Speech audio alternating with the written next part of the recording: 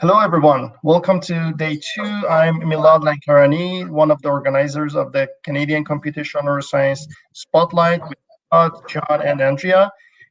Today, we're delighted to have Dr. Paola Malerba. Let me invite Carmen.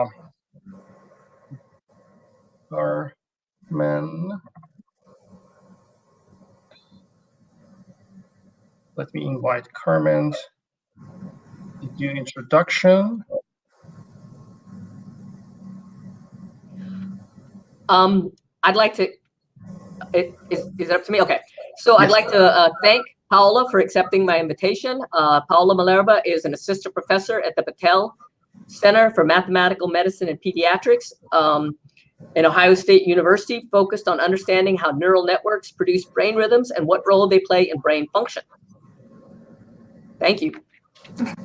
Well, thank you so much, Carmen, for inviting me. This is such a cool conference. I'm having a great time.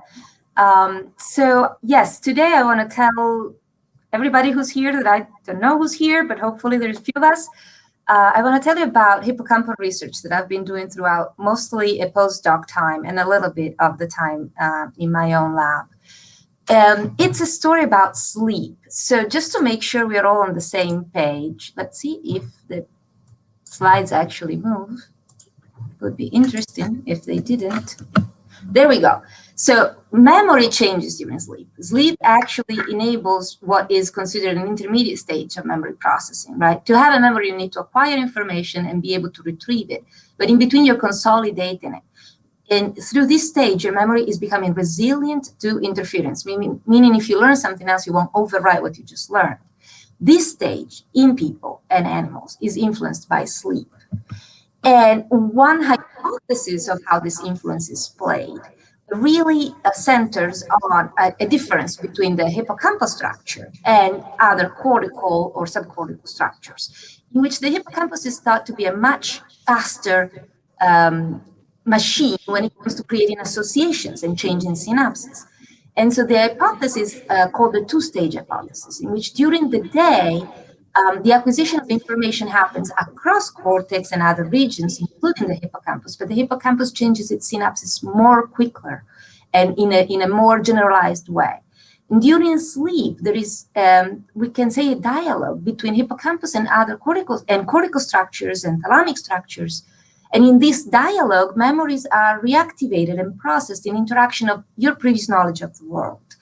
This whole thing ends up reorganizing synapses in such a way that in time, this picture is very brief. It goes from a lot of connection to a restored encoding capacity in the hippocampus.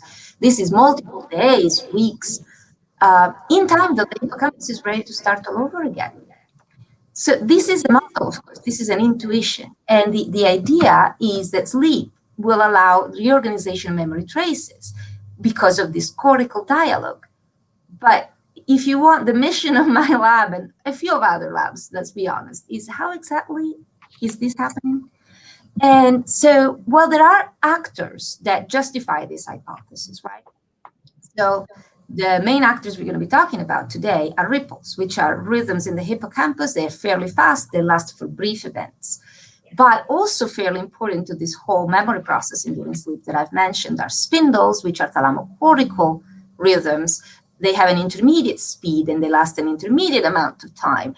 And then the slowest modulators of them all is the slow oscillations, which can be thought of cortical events or thalamocortical events. And they are even slower and last 1 to 10 seconds. So these sleep rhythms work on coordinating activity, right? But as I mentioned, activity gets reactivated during sleep, or people like to talk about memory replay. So this is seminal, very cited experimental work in which recordings from the hippocampus and cortex are simultaneously run during wake, during a run experiment, where it's easy to track some specific cell activity. And then the recording persists in the following sleep. An activity that closely resembled what has been seen during wake is found both in the hippocampus and in visual cortex in this case. And so people think of memory replay as literally being tracked in the hippocampus and possibly cortex. And then, of course, because you have synaptic plasticity, possibly time-dependent although many other types of synaptic plasticity are available, which we know. This reactivation mediated and coordinated by these rhythms will result in changes in the synapse. One of the reasons why this whole story is very intuitively appealing to people that think about sleep-dependent cognition is that these three big rhythms across cortex, hippocampus, and thalamus occasionally coordinate in an activation at the rebound phase of the trough in a hierarchy of rhythms. And so you can imagine that if you're replaying a memory down in this ripple while thalamus and cortex are organizing themselves, waiting for the right activity to propagate, if you had the right synaptic plasticity, everything perfect will happen and you will learn something, right? So the talk is about sharp wave ripples. So just again, trying to make sure we're all on the same page, there is a wealth of information on what sharp wave ripples are experimentally in slices, in animals, in humans. So I'm just giving you like the very, very short bit, right? Very fast rhythms, they happen in bursts. Regions that are crucial for these rhythms to be found are the CA1 region in the hippocampus and the CA3 region in the hippocampus. These two regions are not doing the same thing while a ripple occurs. In fact, neurons in CA3 and in CA1 are not necessarily coordinating their activity during a ripple. Another characteristic of a ripple is that interneurons are very active, often at a frequency very close to the frequency you see in the ripple, while pyramidal cells are very selectively activated. Few are active, they pick a window of opportunity, and quite a few of them wait out for the next ripple or no ripple at all. So when it was time to wire my computational model of what CA3 and CA1 are doing during sleep in making ripples and possibly reactivating memories, I picked a specific type of integrated amplifier. And it's called adaptive exponential integrated amplifier. And what's interesting about it, at least in my opinion, is that it's in a noise-driven spiking regime. So it's slightly different than the oscillators you've heard before. But the idea is that there is a limit cycle to go around when noise drives you close enough to the activation threshold.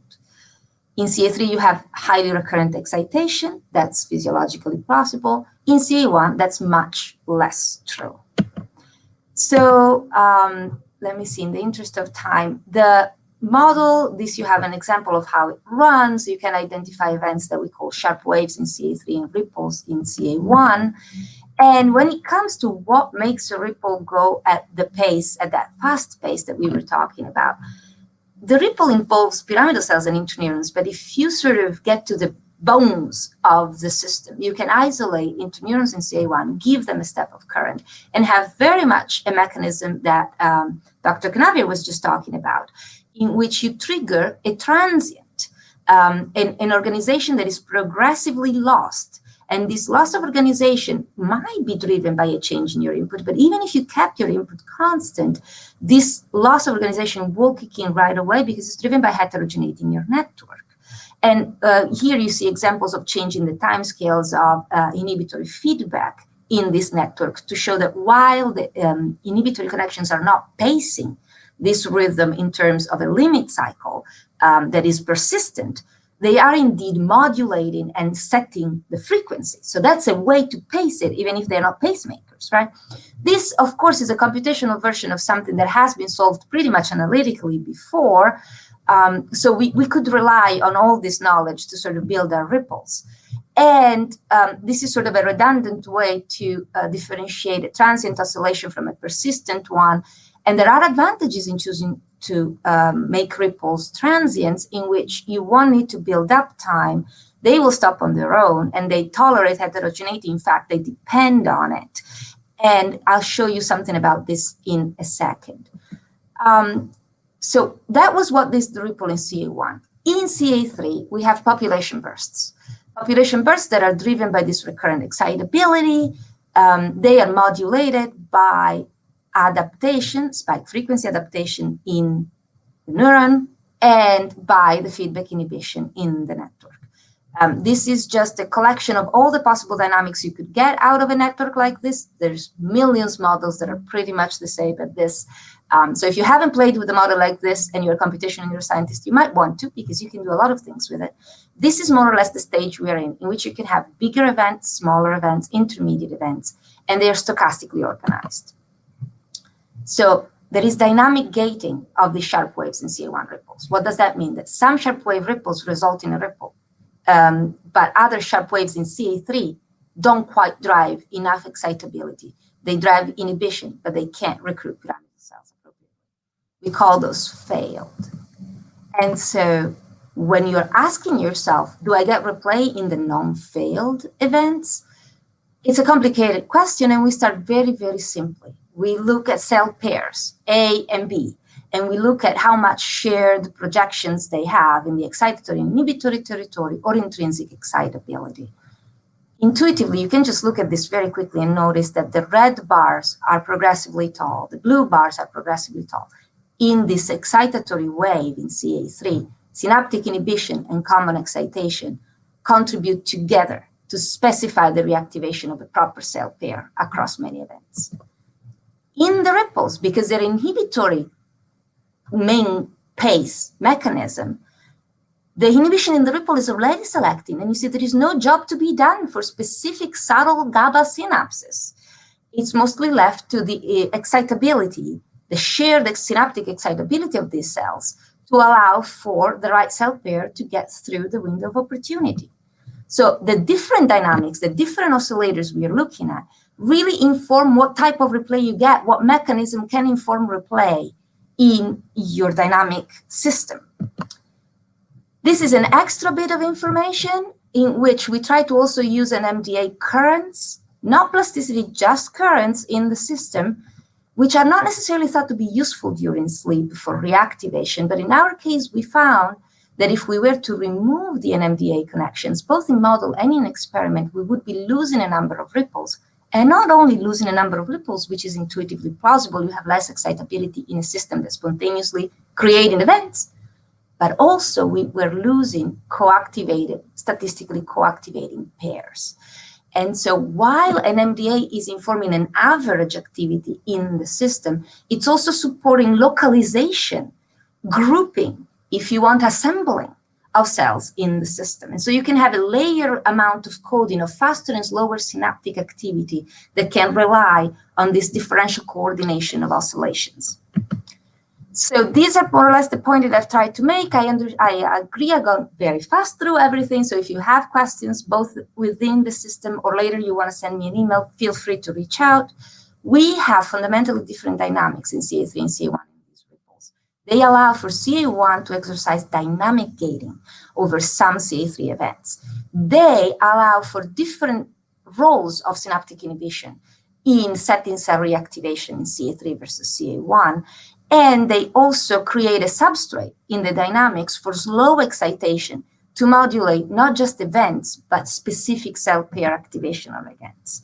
So this is sort of the only message I have for you from all this work is that in my understanding of this system, the reactivation is a multi-stage process. It's not a one location, one set and done job in which you use pattern completion, possibly over completion in CA3, and then you refine it with CA1 ability to select both at a dynamic level and at a synaptic level. So that's pretty much all I have. Thank you so very much for listening to all this, and I'm happy to take questions. If there's any.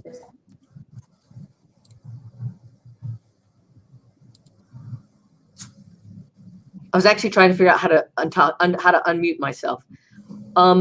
So you focused on ripples. Yeah. But is there any relationship? I mean, is it with the ripples in sleep? Are they the same as the ripples during behavior, or are they recapitulating some faster, a slower oscillation? Sorry, recapitulating a slower oscillation. So the basic properties of a ripple, whether it's in awake or it's in sleep, stay the same. Frequency, spike, amount of spiking you see, these kind of numbers are actually experimentally driven. There is a difference that awake ripples are capable of what people like to call backward replay, meaning that instead of going from the beginning to the end of a trajectory, if you were using place cells, you go from the end to the beginning. And the intuition is that during wake, the job of ripples could be drastically different, in which they could be trying to stabilize the hippocampus as well, while during sleep, they are more thought of this place where stability of the information in the hippocampus becomes a lot less relevant, and actually mixing that information with past events, if you want, or past spike in organization is more important during sleep, because I know I said consolidation, but you're also running gist extraction, reorganization of schema, and all sorts of more complicated thing rather than just replicate. During wake, the thinking, I'm not saying it's proven, right? But the thinking is that you're really going for goal-oriented reward recapitulation. And the reason is they'll be chewing on the reward, and you see the backward replay. You see some forward pre-play, but it will tend to be more theta-paced than ripple-paced. So in that sense, they are different objects. Also, I know I'm going long in the answer, but it's a good question. Ripples during wake are interspersed in theta and gamma. That's another reason why I like ripples to be transients rather than stable objects. It's that they need to show up and go away. They cannot entrain the system so hard that you have to knock it off balance to get it somewhere else. They really need to be this object that's ready to be called to action and wants to get out of the way for the neural dynamics to do its job. And so that's another very big difference. During sleep, you have this large irregular activity. The hippocampus is noisy unless there is a ripple. And that's actually one of the objections I always had to weak coupling theory, is, you know, something that develops very fast. Yeah, agreed. So, are there other questions? There are actually 3 questions, Carmen, in the tab for ask a question. You can ask, read them for Paul. I actually don't see them. But I do, Carmen. So I can just okay. If it's okay with you. So one is about the type of heterogeneity included in the model that disrupts the oscillatory firing. The levels of heterogeneity disrupting the ripples biophysically reasonable or pathological. No. Okay, heterogeneity is literally like a little bit of variance in the parameters. It's absolutely physiological. And actually, the oscillatory firing is not disrupted, is never recruited. So that's sort of what I had to step out of Carmen's talk at one point, but I was able to see that she was starting to show you exactly that. We are down here. We are never there. We are not crossing where you get an ing or a super fast ing that never existed, right? We are staying down here. We are staying where things are asynchronous. We are deliberately doing so because we don't have inhibitory synapses that are strong enough to make that jump. Classify transient versus persistent oscillations. I'm trying to go fast. We can talk about that later, but the easiest thing is to have a persistent oscillation, you need to be sitting in a limit cycle. And if they knock you off of that limit cycle, and not a lot, weakly off that limit cycle, you go back to it. So it's got a basin of attraction. It doesn't have to have a universal basin of attraction, but it's a relatively stable limit cycle. So if you're there and you want your network to start doing theta, for example, you'll have to really move the dynamics away from the basin of attraction. A transient is spinning back where it wants to go. It's really this real winding in dynamical systems. And I don't know how else to describe it. Carmen has such a fantastic way to not talk jargon when it comes to dynamical systems. But the idea is you'd have a fixed point that you're winding around until you settle back where you want to be. And you can see that because the dynamic is slowing down as you go, just like this is actual data, just like it happens in physiology. The properties of the inhibitory and excitatory activity, oh gosh, okay. Yeah, this is noise-driven spiking. How about Willem, I replied to you in typing in the text because I will monopolize the seminar and that's not fair. But yes, there's details. You deserve the details. I'll write them up. Is that okay? Yeah, it's perfect. I think we're good to go to the next session. Thank you a lot, Paola and Carmen. I'm going to end the broadcasting and then we're going to start the next session very soon. Thank you.